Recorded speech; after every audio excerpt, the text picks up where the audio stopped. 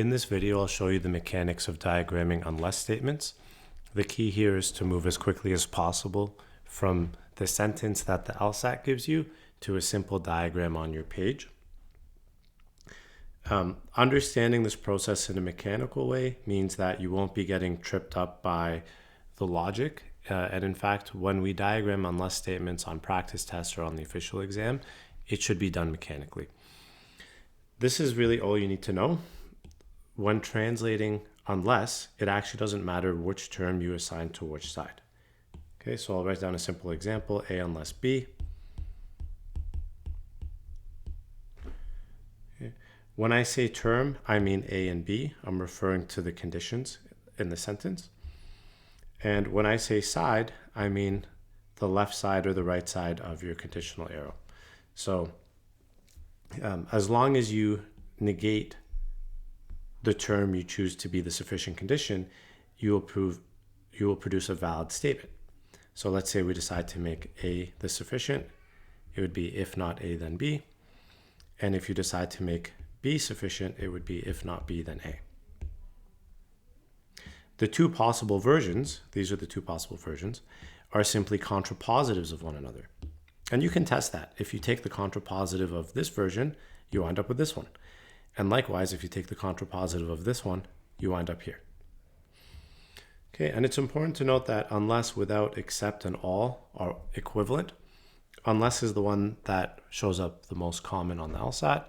There are a number of other equivalent conditional indicators that I don't think the LSAT uses at all. Okay, let's look at this example. A jury cannot reach a verdict unless it is unanimous. That's the same as saying a jury cannot reach a verdict without being unanimous.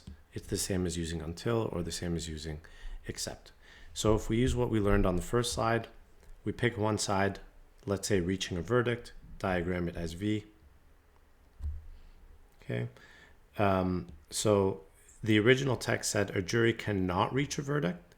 Since it started off as negated, when you negate it again, it will become positive.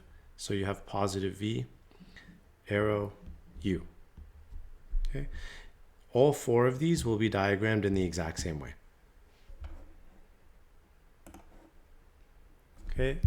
You cannot graduate unless you complete your credits and pay your tuition. Again, this word cannot functions as negation. So if I make the left term the sufficient condition, I have to negate it again and it becomes positive. So it will read, if you graduate, then you've completed your credits and you've paid tuition.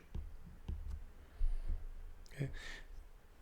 It's much easier to, in this case, it's much easier to negate the left-hand term because the right-hand term has an and in it. Hypothetically, if you wanted to make the right-hand side the sufficient condition instead, you'd have to start off by negating this, which would be either you did not complete your credits or you did not pay your tuition.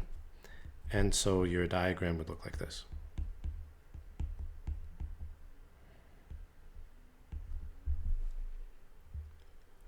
Okay, next example. Make sure you pause this and try it on your own now that we've done a couple of them. The team will fail to make the playoffs unless. Okay. Saying that they'll fail to make the playoffs is negation.